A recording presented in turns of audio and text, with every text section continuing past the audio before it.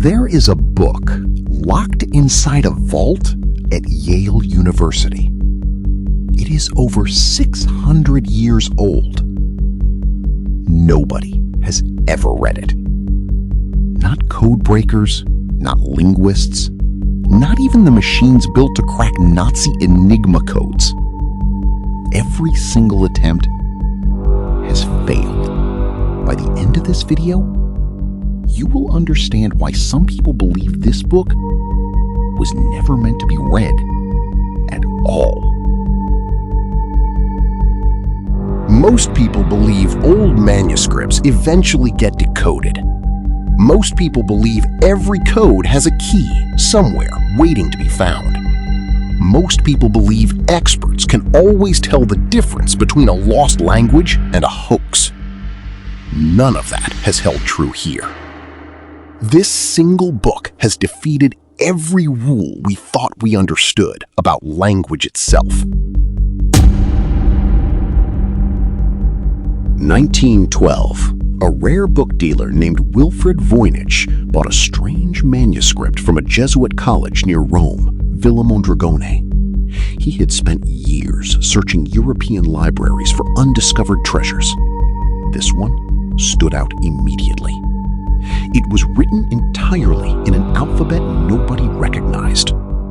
In 2009, scientists at the University of Arizona carbon dated the vellum pages. The result placed the material between 1404 and 1438, more than a century before Voynich was even born. So this was not a modern forgery on new paper. The object itself is genuinely medieval. Here is what really happened. The manuscript is now held at Yale's Beinecke Rare Book and Manuscript Library, cataloged as MS-408.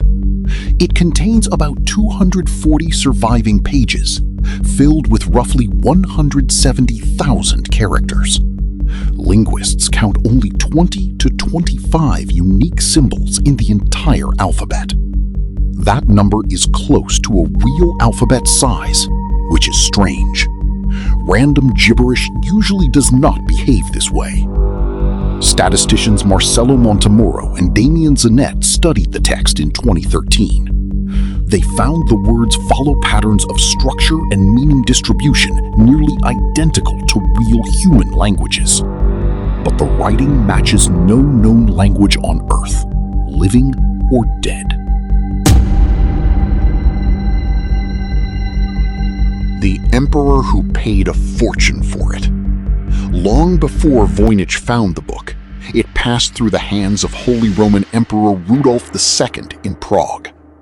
A 1665 letter written by scholar Johannes Marcus Marci to the famous Jesuit polymath Athanasius Kircher survives today.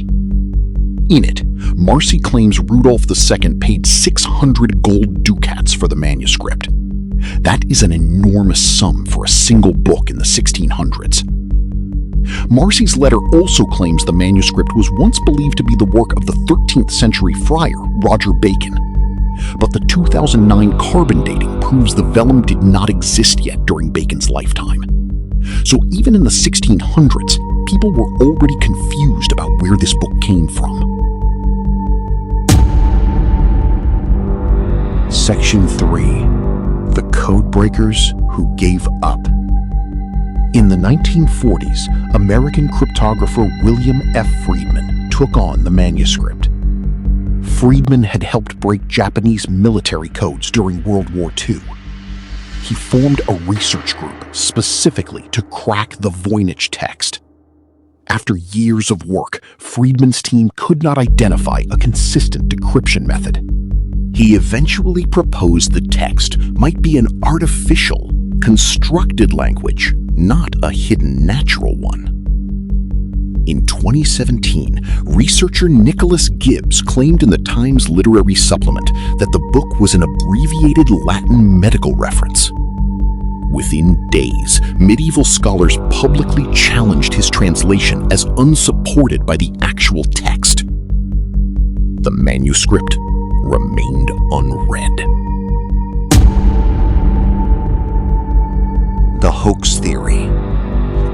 2004, computer scientist Gordon Rugg proposed a very different explanation.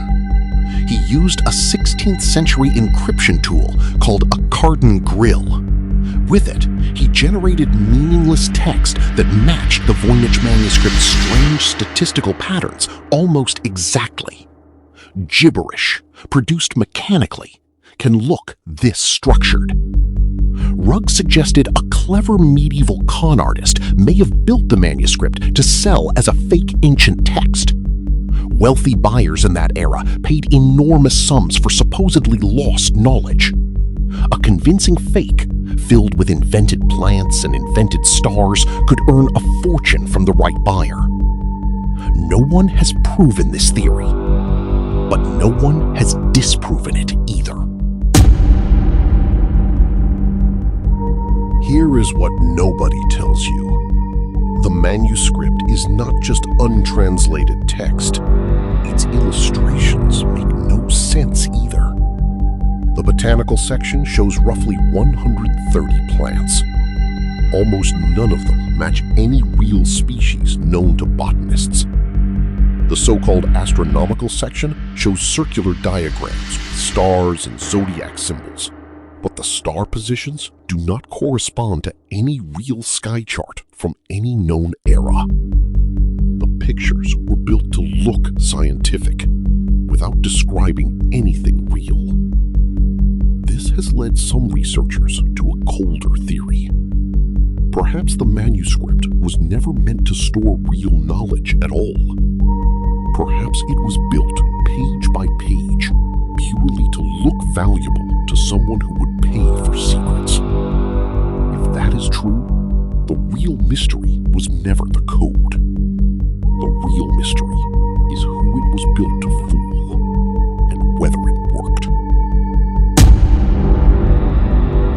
For over 600 years, this book has survived emperors, scholars, wars, and machines built to break the world's hardest codes.